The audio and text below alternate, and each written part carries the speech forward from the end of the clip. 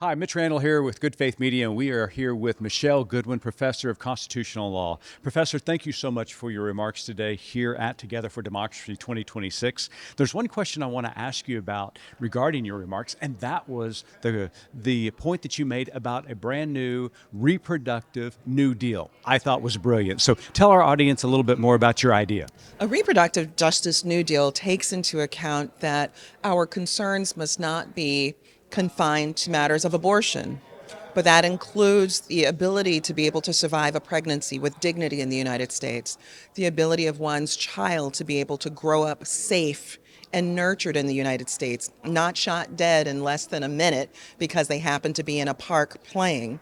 It means that your child can actually survive being able to walk home with a pack of Skittles and holding a can of iced tea in order to get back home. All of that is part of a reproductive justice New Deal. So when we build forward, we have to pay attention to that it's if you want to be pregnant or not want to be pregnant.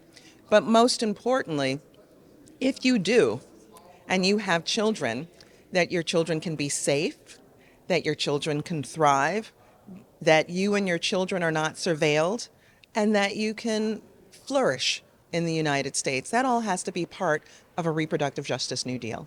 Well, as much as we love this idea, how can our good faith advocates begin to put pressure on their lawmakers to to see this move forward?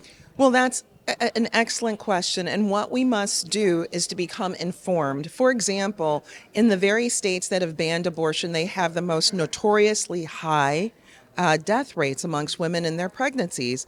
How in the world can you ban abortion when you lead not only, you lead in maternal mortality, not only as a domestic issue, but when we pull back and we look globally, the United States is the most dangerous place in the entire developed world to be pregnant because of our maternal mortality rates. And then you look at a state like Texas or Mississippi, the most notorious in all of the developed world to be pregnant. So I think pressure on lawmakers that they can't speak in a two-faced way. You have to be committed to keeping people alive and allowing them to thrive and to be able to flourish in the states. And it's important for people then to be able to go out and vote and make sure that the people that want to represent them are committed to these principles and values. Well, we are with you here at Good Faith Media. Thank you so much for joining us today.